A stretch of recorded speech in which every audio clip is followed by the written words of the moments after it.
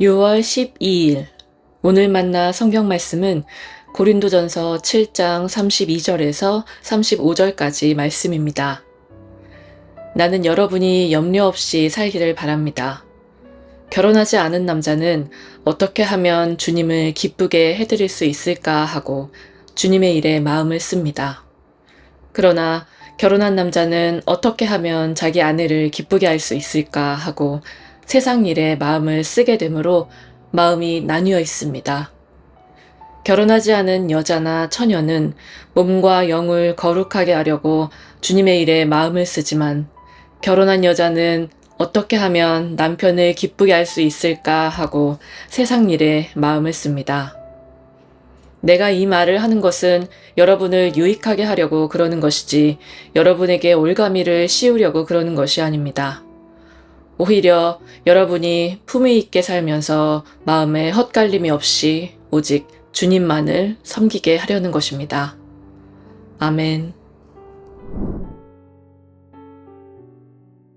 오늘 만나로 만나주시는 하나님을 기대합니다. 과거에 전도사로 사역하던 시절부터 어떤 부서를 섬기든 설교 이후에 공통적으로 들었던 요청이 있었습니다.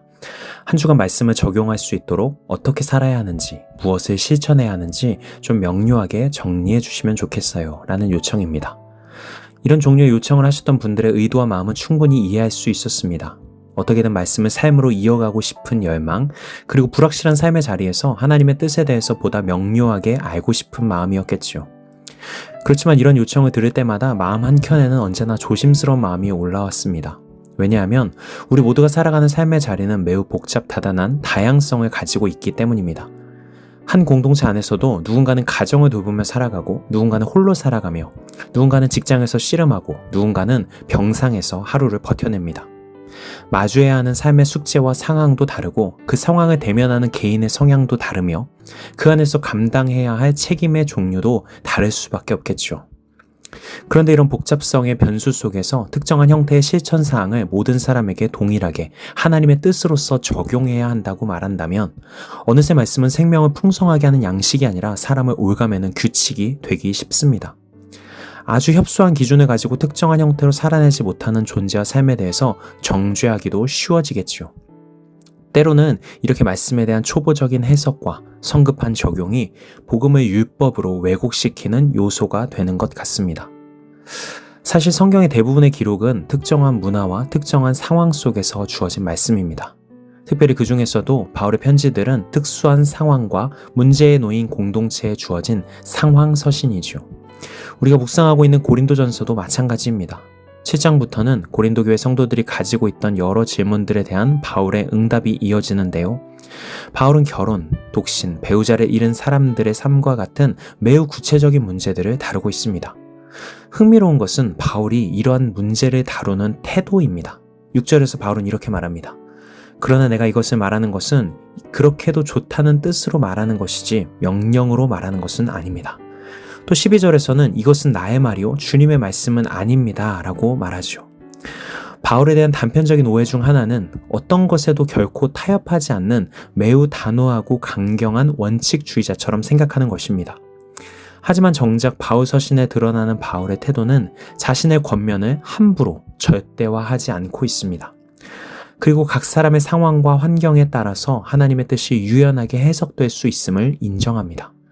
그렇기에 자신의 말이 모든 사람에게 언제나 동일하게 적용되는 명령이라고 섣불리 말하지 않죠. 고린도 교회 단일한 공동체 안에도 무수히 다양한 삶의 자리와 복잡한 상황들이 있기에 결코 하나의 권면이 모든 이들이 문자 그대로 순종해야 하는 율법이 될 수 없음을 알고 있는 것입니다.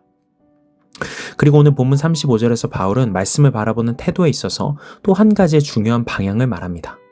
내가 이 말을 하는 것은 여러분을 유익하게 하려고 그러는 것이지 여러분에게 올가미를 씌우려고 그러는 것이 아닙니다. 바울의 대전제는 이렇습니다. 예수님의 복음은 결코 존재와 삶을 묶어두는 올가미가 아니라는 것이죠. 어떤 경우에도 복음이 사람을 정죄하고 구속하는 규칙으로 변질되는 것을 경계했던 것입니다. 그렇기에 바울은 자신이 해석한 하나님의 뜻을 함부로 절대화하지 않습니다. 자신이 바라보기에 올바른 관점을 조심스레 제시하기는 하지만 그마저도 편지를 받는 수신자들이 스스로 해석하고 고민할 여백을 남겨두고 있습니다. 바울이 생각할 때 복음이 복음되기 위해서는 강력한 리더의 말에 그대로 순종하는 그리스도인이 아니라 하나님의 뜻에 대해서 다양하게 고민해보고 질문하고 성찰하며 각자의 삶에 섬세하게 적용해가는 모습이 중요하다고 생각했던 것이죠. 지극히 주관적인 생각일 수 있지만 저는 오늘날 한국적 상황 안에서 복음이 복음답게 드러나지 못하는 이유가 성도들의 열정의 부재나 열심의 부족은 아니라고 생각합니다. 도리어 성경을 올바른 관점으로 읽어내는 신학의 부재, 그리고 충분한 성찰과 묵상을 통한 섬세한 해석의 부재, 그리하여 너무 성급하게 문자적으로 내 삶에 적용하며 나와 타인에게 복음이 아닌 율법을 강요하게 되는 비극이 반복되는 것에 더 큰 문제가 있지 않을까 생각해 봅니다. 사랑하는 성도 여러분, 혹시나 여러분에게 하나님의 말씀이 나의 삶과 존재를 더욱 속박하는 올가미처럼 느껴지시지는 않으신가요? 계속해서 노력해보지만 좀처럼 닿을 수 없는 신기루와 같은 결승점처럼 느껴져서 언제나 그에 못 미치는 스스로를 정죄하게 되는 기제로 작동하고 있지는 않으신가요? 혹시라도 그런 분이 계시다면 너무 성급하게 여러분의 믿음의 부족을 탓하지는 않으시면 좋겠습니다. 어쩌면 우리는 지금까지 하나님의 말씀을 너무 서둘러 적용하려고만 했는지도 모릅니다. 말씀 안에 담긴 하나님의 마음을 충분히 묵상하기도 전에 정답부터 찾으려 했는지도 모릅니다. 하나님께서 우리를 초대하시는 방향을 분별하기보다 무엇을 해야 하는지에만 몰두해 왔는지도 모르지요. 그러니 말씀 앞에서 너무 조급해하지 않으시면 좋겠습니다. 때로는 빨리 적용하는 것보다 오래 붙들고 씨름하는 것이 믿음일 수 있고, 때로는 정답을 얻는 것보다 하나님의 마음을 배워가는 과정 자체가 더 깊은 순종일 수 있기 때문입니다.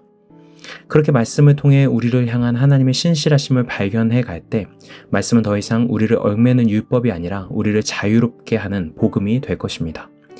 우리를 자유롭고 아름다운 삶으로 초대하시는 하나님의 신실하심을 신뢰하며 각자의 삶의 자리에서 말씀을 섬세하게 분별하고 해석해가는 성도님들 되시기를 축복합니다. 기도하시겠습니다. 우리를 올가매는 속박과 정죄의 삶에서 속량하여 자유와 사랑의 나라로 부르신 그 은혜를 기억합니다. 우리를 향한 하나님의 신실하심을 신뢰하며 성급한 판단과 정죄를 내려놓고 말씀 속에 담긴 주님의 마음을 섬세하게 분별하며 살아가게 하여 주시옵소서. 예수 그리스도의 이름으로 기도드립니다. 아멘. 이제 두 가지 기도 제목으로 함께 기도합니다. 첫 번째로 오늘의 말씀에 따라 기도하겠습니다. 하나님의 말씀을 조급하게 적용하거나 율법처럼 사용하기보다 말씀 속에 담긴 하나님의 마음을 깊이 묵상하며 내 삶의 자리에서 섬세하게 분별하고 순종하게 하옵소서. 두 번째로 교회를 위해 기도하겠습니다. 우리 교회가 서로 정답을 강요하는 공동체가 아니라 다양한 삶의 자리와 형편을 존중하며 함께 말씀을 묵상하고 성찰하는 가운데 복음의 자유와 아름다움을 드러내는 공동체가 되게 하소서. 이 제목으로 기도하신 후에 개인의 기도로 나아가시겠습니다.